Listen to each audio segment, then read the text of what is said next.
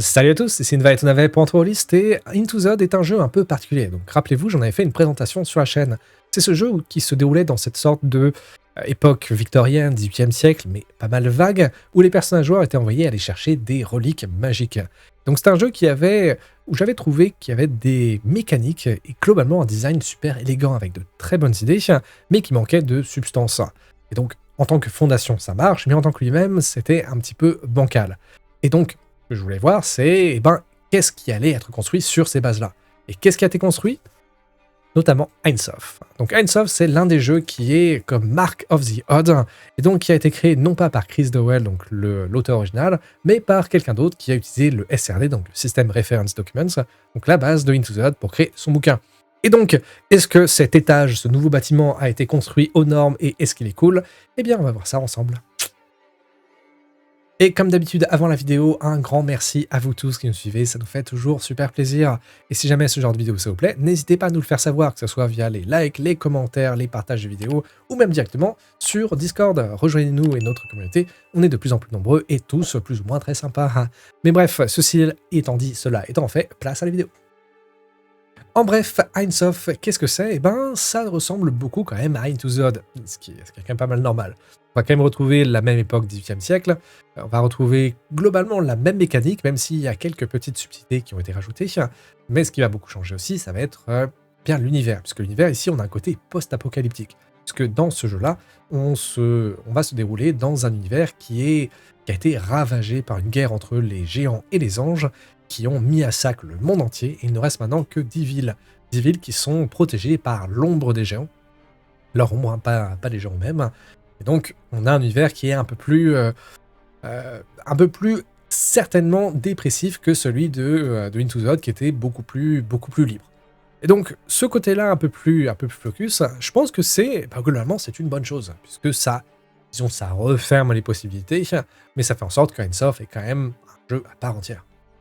Un petit mot sur la présentation. Donc le bouquin fait 142 pages, avec ce demi-format-là. Et en termes de mise en page, d'illustration et tout ça, c'est super propre.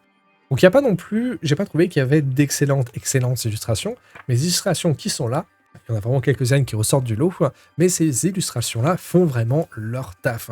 Donc c'est clair, on est vraiment bien dans l'ambiance de ce bouquin-là, donc il y a vraiment une ambiance qui est assez forte, et tout est très clair. C'est pas aussi osé que des jeux que Into the Odd était, ou même si on part dans l'externe qu'un Morkborg, mais globalement la mise en page est claire, le bouquin est très aéré, et ça j'apprécie énormément, donc ça veut dire que on va pas avoir d'énormes paragraphes, des murs de texte, on va vraiment aller à l'essentiel, et même si ça peut manquer pour certains, c'est-à-dire que là par exemple l'univers ne va durer que quelques pages pour présenter tout l'univers, et je pense que ça va être suffisant. Et donc c'est un style que moi j'aime beaucoup, je trouve ça plus digeste à lire et plus pratique à lire, même si ça demande un peu plus de travail pour la meneuse, pour pouvoir déchiffrer tout ça et amener ça à son jeu. Après, comme les mécaniques elles-mêmes sont relativement simples, je pense pas que ça pose beaucoup de problèmes. Donc voilà, donc pour la présentation, c'est du propre, c'est du efficace, il n'y a rien d'excellent, même si ça marche bien tout simplement. Mais parlons-en justement de cet univers, puisque c'est ça qui fait l'une des grosses différences avec Into the Odd, c'est que, bien là, comme le livre commence, c'est imaginer une ville qui couvrirait le monde entier. Dans cette ville-là, il y aurait des quartiers d'origine victorienne, des quartiers plus anciens, des quartiers où il n'y a pas tant que ça d'époque vraiment définie. Mais imaginez ensuite une guerre apocalyptique entre des anges et des démons qui vont ravager une grosse partie de la population, de la ville elle-même. Et donc, au milieu de ces ruines-là, il ne va rester que 10 villes. Et ces 10 villes-là vont être protégées et vont être même exactement le contour de géants. Ces géants-là, qui vont n'apparaître que via leurs ombres. Ça veut dire qu'on ne va pas voir les géants même, on va juste voir l'ombre et les villes qui sont vraiment limitées par l'ombre de ces géants. Et donc, les anges qui ont été vaincus lors de cette guerre-là, se sont pas vraiment réincarnés, mais leur essence s'est transmise à des objets et sont devenus ce qu'on appelle des daemons. Les daemons, ce sont ces objets magiques qui vont être la cible des chasseurs. Et donc on a un univers qui est, comme je disais, un petit peu post-apocalyptique, toujours en gardant le côté victorien, et qui va ajouter cette touche un petit peu plus sombre peut-être que Into the Odd, qui était plus dans dans la découverte, dans le merveilleux. Là, on est résolument dans quelque chose de beaucoup plus euh, beaucoup plus dark un petit peu dans l'idée. Et bah, je trouve que ça marche plutôt pas mal avec la proposition. Et un autre élément assez intéressant, c'est que lié à cet univers-là va être ce qu'on appelait la dîme des géants. Donc la dîme des géants, c'est que chaque chasseur, quand ils vont aller faire leur travail, ils ont pour objectif de ramener une dîme, donc une récompense aux géants, pour les remercier, parce que l'humanité a une dette énorme envers les géants, puisque les géants les ont protégés des anges, en tout cas d'après le sens commun, hein, d'après l'histoire commune. Et donc, les chasseurs vont devoir constamment venir apporter une dîme. Et donc la dîme, ça peut être de l'argent, ça peut être du sang, donc ça veut dire que ça peut être un corps d'un autre chasseur, ça peut être un membre d'un chasseur, ou alors justement les daemons. Et je trouve que ça contribue à créer cet univers-là un petit peu cette tension un peu permanente. Et autre chose aussi qui va venir rajouter à cette tension-là, c'est que l'utilisation des daemons, elle est pas sans danger. Elle est pas sans danger dans le sens que chaque daemon, comme ça renferme une essence d'un ange, si jamais vous utilisez trop souvent vos objets magiques, l'ange qui est contenu dans le daemon va se réincarner et va devenir une créature à part entière qu'on va devoir affronter. Et là encore, on a une expérience qui fait qu'on a cette sorte d'épée de Damoclès qui est assez proche de cette idée de post-apocalyptique et qui permet de pousser donc cette expérience de jeu qui différencie encore une fois du côté merveilleux et assez libre, assez exploration de Into the Odd. Et je trouve que c'est une bonne idée d'être parti justement dans cette direction-là pour vraiment se démarquer de son prédécesseur en quelque sorte. Si Ironsoft récupère la même mécanique de base de Into the Odd, il y a quand même quelques petites différences qui changent au final pas mal de choses. Pour commencer, ici, même si on garde la même mécanique de lancer un des 20 qui doit être en dessous d'une caractéristique, ici on va avoir 4 caractéristiques, non pas les 3. C'est-à-dire que là on va avoir la perception qui va venir se rajouter à la force, la volonté et la dextérité. Donc c'est pas grand-chose, mais ça fait quand même encore plus de façons de se différencier. En plus de ça, vous allez choisir un profil, parce que dans Into the Odd, la façon dont vous créez un personnage, c'est que vous allez lancer tout est aléatoire, notamment les caractéristiques. C'est-à-dire que pour vos caractéristiques, vous lancez 3d6, vous en faites la somme, et ça vous donne votre caractéristique de départ. Et ce qui veut dire que si vous avez vraiment pas de bol, vous pouvez avoir jusqu'à une caractéristique à 3. Ça veut dire qu'à 3, faire en dessous de 3 avec un d20, c'est un peu compliqué. Alors que là, vous allez choisir un profil. Donc il y a 4 profils. Les profils classiques, vous allez avoir le spadassin, donc d'un guerrier, le furteur, donc l'équivalent d'un voleur, le marcheur qui lui est une sorte d'explorateur / voyageur, et finalement le démoniste qui est lui spécialisé dans l'utilisation de daemon.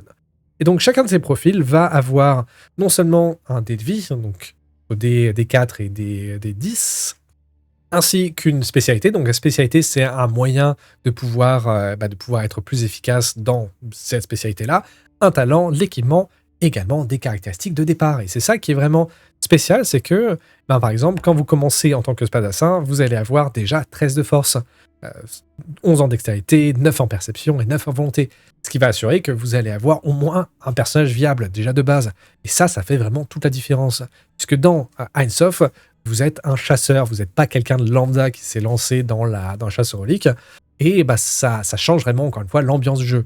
Et donc, c'est pas tout, puisque en tant que, une fois que vous avez un profil, vous allez pouvoir choisir une historique. Donc une historique, là encore, chacun des 4 profils a plusieurs historiques qui vont rajouter une nouvelle caractéristique, un ajout de caractéristique, une nouvelle spécialité et de l'équipement supplémentaire. Donc par exemple, toujours pour le spadassin, il peut avoir une historique de garde du corps.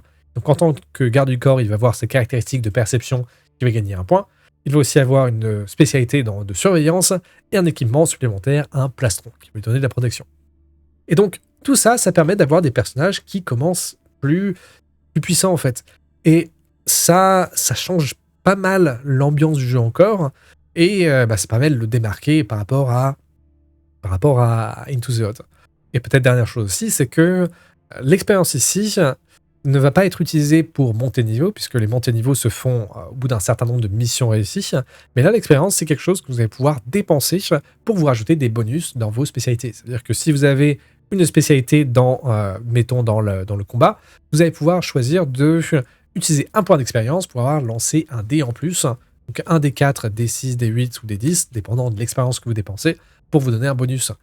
Ça va aussi se refléter avec les points de vie qui vont là aussi être tirés au dé, mais si par exemple vous avez des points de vie qui va être D4, comme le démoniste, eh bien si vous tirez un ou deux, eh bien vous ignorez ce résultat-là et vous allez avoir à la place 3 points de vie. Et pareil avec un D6, si jamais vous tirez 1, 2 ou 3, vous allez avoir 4 PV, et si jamais vous faites 8, si jamais vous avez un D8, et ben dans ce cas, vous ignorez 1, 2, 3 ou 4, et vous avez 5. Fait que quoi qu'il arrive, votre personnage va avoir au moins la moitié de son dé de vie plus 1. Et ce qui, encore une fois, ça le rend un peu plus tanky. Et dernière chose aussi, c'est que vous avez la possibilité d'utiliser de l'expérience. Donc l'expérience ici, c'est pas quelque chose que vous avez accumulé pour monter en niveau, parce que non, ça se fera au fur et à mesure des missions, mais l'expérience, ce sont des points que vous allez accumuler, que vous allez pouvoir dépenser à chaque session. Et quand vous tentez d'utiliser une caractéristique qui est favorisée, c'est-à-dire que par exemple la force pour le spadassin, vous pouvez dépenser 1, 2, 3 ou 4 points d'expérience pour, de façon temporaire, augmenter votre caractéristique de soit D4, D6 ou carrément D12 au maximum si vous dépensez 5 points d'expérience. C'est-à-dire que vous prenez votre caractéristique de base, mettons que je dépense 3 points d'expérience parce que j'ai vraiment envie de réussir ce jet, je lance un D8 et j'ajoute ce résultat à ma caractéristique, et ça donnera ma caractéristique temporaire pour ce jet de dés-là. Et donc, c'est une façon de pouvoir influencer les mécaniques et rend le jeu peut-être un petit peu moins mortel, ou peut-être un peu moins fluctuant, parce que, encore une fois, un des 20, c'est une progression linéaire, donc parfois ça peut être assez frustrant. Donc, c'est globalement tout ce qu'il y a à savoir sur les personnages, sur l'historique, que ce soit au niveau de l'historique, et plus ou moins tous les changements qu'il y a de Heinz par rapport à Into the Odd. Heinz, le livre de base, nous propose 3 scénarios à jouer directement, même s'il n'y a pas de pré-tiré, ce qui est peut-être un petit peu dommage, quoique la création de personnage est assez rapide. Donc ces 3 scénarios-là vont tous se dérouler dans une ville différente de l'univers de Heinz. Et le créateur a eu la bonne idée de faire 3 scénarios qui sont tous très différents dans leur approche. On va avoir le premier qui va plus être concentré sur l'exploration d'un donjon. Un donjon, en fait, c'est une sorte de cave à champignons un peu étrange. Le deuxième chapitre, lui, va être concentré plus sur une sorte d'enquête dans une ville pour essayer de reconstruire un orgue/artefact un peu magique. Et le troisième va incorporer pas mal d'énigmes. Et donc, on a quand même une bonne partie du bouquin. On va avoir quasi la moitié du livre qui va vous proposer donc chacune des villes, vous donner pas mal de détails aussi sur les différents quartiers de chaque ville, quelles sont les factions en place. Et globalement, je pense que ça peut être un bon petit matériel pour démarrer d'autres aventures dans ce même univers-là. Et donc, c'est une partie qui est bien évidemment indispensable, et qui est de plutôt bonne qualité, avec même des indices qui sont même à télécharger sur le site web si jamais vous avez besoin. Et globalement, c'est plutôt de la bonne qualité. Encore une fois, quelque chose que vous allez pouvoir récupérer, que ce soit les PNJ, les créatures ou bien les endroits. Et donc là, il y a pas grand-chose de plus à dire là-dessus, et je ne vais pas trop rentrer dans les détails. Encore une fois, spoiler alert. Mais globalement, c'est plutôt de la bonne qualité. Alors, conclusion, qu'est-ce que je pense de Heinz? Alors, sachant que je n'ai pas pu jouer à Heinz toujours, donc là, c'est vraiment une critique qui est faite sur le livre en lui-même. Et donc, est-ce que vous avez besoin de Heinz, par exemple, si vous avez déjà Into the Odd? Car là, je dirais que ça dépend. Into the Odd, je trouve qu'il est super intéressant à la lecture, surtout en tant que, si jamais vous êtes intéressé par le game design, et en tant que meneur ou meneuse, le fait vous pouvez très bien récupérer pas mal de mécaniques de Into the Odd. Mais Heinz, si jamais vous voulez juste jouer, et en ce cas, je pense que vous pouvez très bien vous passer de Into the Odd pour passer directement à Heinz. Encore une fois, les deux sont totalement différents en termes de mécanique, ils n'ont pas de lien entre les uns entre les autres, sinon qu'ils sont tous les deux marked by the Odd, en quelque sorte. Mais Heinz tient vraiment par lui-même, et que c'est un ajout que je trouve est plus intéressant dans la proposition de jeu que Into the Odd. Et donc, je dirais que il le représente peut-être un peu mieux, il permet d'ajouter cette consistance que je trouvais qui manquait dans Into the Odd, et globalement, je pense que ça peut bien marcher, que même s'il y a toujours ce côté, je dis, tiens, pourquoi ne pas juste utiliser Into the Odd, je trouve qu'il arrive suffisamment à se démarquer sans être trop vraiment trop dans l'ajout, hein, parce que là, on reste quand même très proche de mécanique de base, mais il arrive à faire juste ce qu'il faut pour se démarquer. Est-ce que j'aurais aimé en voir un peu plus? Peut-être. Quelques-unes des mécaniques là sont un peu plus awkward, en quelque sorte. Genre, par exemple, le côté des dés maximum paraît un peu étrange, mais soit, pourquoi pas. J'aurais bien aimé avoir des particularités pour chaque ville qui soient peut-être un peu plus poussées, parce que l'univers, je trouve, est vraiment intéressant, malgré le fait qu'il y ait il y a quand même une liste assez impressionnante de daemons qui peuvent laisser une facilité pour pouvoir créer vos propres daemons. Donc, globalement, je trouve qu'Ironsoft, c'est une bonne proposition. C'est peut-être pas le meilleur excellentissime Mark of the Odd, mais c'est une très bonne proposition. Et donc, c'est peut-être pas autant que le Mythic Bastionland, par exemple, qui est pas aussi fort en tant qu'univers en lui-même, mais ça reste quand même un univers qui est solide, des mécaniques qui marchent bien, et globalement, c'est un bon jeu. Et donc voilà, c'était ma conclusion de Ironsoft. Donc comme d'habitude, hein, si jamais, encore une fois, ce genre de vidéo ça vous plaît, eh bien, n'hésitez pas à vous abonner et eh bien, à nous le dire. Et sur ce, il ne me reste plus qu'à vous souhaiter d'excellentes journées et soirées, et surtout passer des bons jeux. Salut tout le monde!